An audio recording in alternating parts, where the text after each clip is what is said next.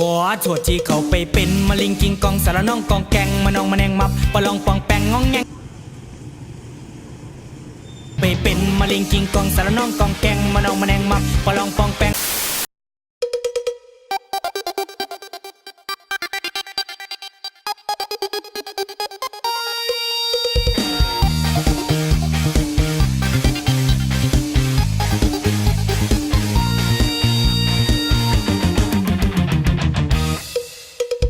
เจ้ามีเขาอยู่แล้วยังดึงอายเข้าไปหา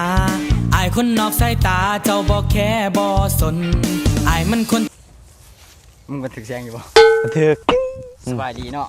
สบายดีเนาะพบกับข่อยคิโตะไซเซียสตูดิโอข่อยคะไซเซียสตูดิโอมื้อนี้สิมาได้กินกองมาลองกองกิงเนาะอยู่ที่ไฟแดงเนาะกะบ่ได้เห็นหน้าตากันโดนเนาะกะยังรออยู่บ่ยังรออยู่บ่เนี่ยอย่าลืมก็ได้ก็แชร์ก่อนเบิ่งไปเจ้าบ่รู้ตนเบื่อนำคำบอกคนเฮ็ดให้เฮาเปลี่ยนไปเจ้ามาเฮ็ดให้รู้สึกดีแล้วก็ยังหนีไปเจ็บแทนเอาใจอายอยากถอยคืนกลับมาแต่ใจมันพังไปเบิดแล้วเฮ็ดได้แค่เลือดใจเจ้าของขวาตัวตีเขาไปเป็นมะลิงกิงกองสารน้องกองแกงตอนนี้เป็นได้ขวาตัวตีเขาไปเป็นมะลิงกิงกองสารน้องกองแกงมานองมาแนงมับมาลองปองแป้งงองแงงในชีวิตเจอปานเป็นพี่บ้าเว้าหลายก็พอเจอตั้งแต่น้อยจนใหญ่ก็เพิ่งสิเคยเจอ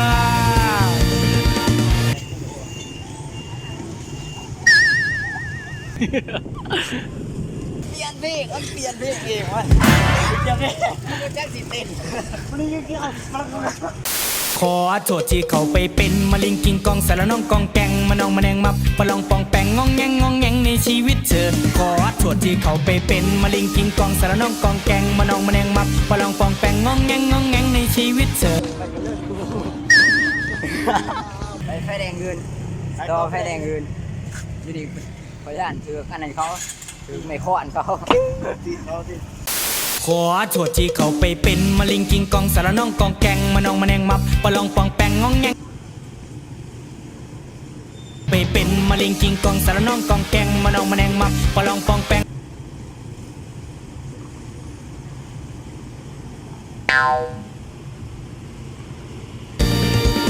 มาลองกองแกงแทนน้อใจอายขอตัวที่เขาไปเป็นมะลิงกิงกองสารน้องกองแกงมานองมาแนงมับขอโทษที่เขาไปเป็นมะลิงกิงกองสารน้องกองแกงมานองมาแนงมับปะลองปองแปงงองแงงในชีวิตเธอขอโทษที่เขาไปเป็นมะลิงกิงกองสารน้องกองแกงมานองมาแนงมับปะลองปองแปงงองแงในชีวิตเธอ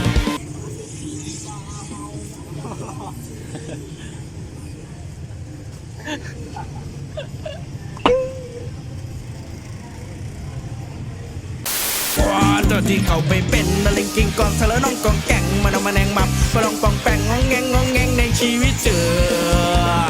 บ้านเป็นพี่บ่าวเว้าหลายก็พอเจอตั้งแต่น้อยจนใหญ่ก็เพิ่งสิเคยเจอมาลองกองแกงกระนอใจอาย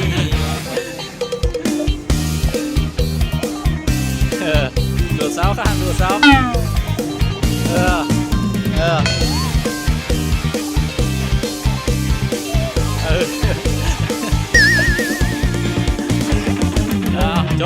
จบนะโดนไหมนะบอกค่ะ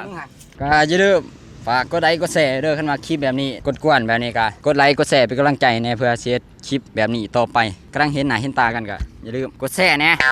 ทำนี้แหละบ๊ายบายแช่ให้มูขอโทษที่เขาไปเป็นมะลิงกินก่อน